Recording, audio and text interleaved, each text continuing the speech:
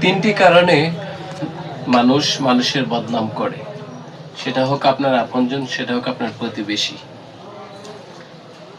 Number এক হচ্ছে যে আপনি সবসময় সত্যি কথা বলেন। আসলে আপনার এই সত্যি কথাটা আপনার আপনজন মেনে নিতে পারে না, তাই তারা আপনাকে ভালোবাসে না, পেছনে আপনার জন্য বদনাম করে। নাম্বার দুই হচ্ছে আপনি তাদের নিয়ন্ত্রণের বাহিরে।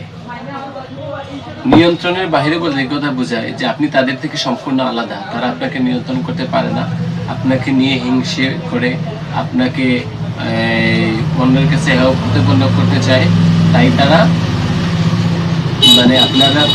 তারা আপনাকে হিংসে করে। নাম্বার 4 হচ্ছে আপনি আপনার জায়গায় সফল।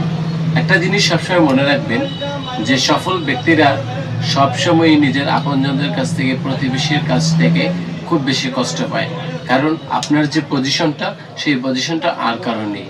তাই আমি বলবো যে অবশ্যই আপনারা এইসব ব্যাপারে সচেতন থাকবেন আর সফল হওয়ার চেষ্টা করবেন, সফলতা অর্জন করে নিজেকে সামনের দিকে টেনে নিয়ে যাবেন। ভালো থাকবেন। আল্লাহ হাফেজ।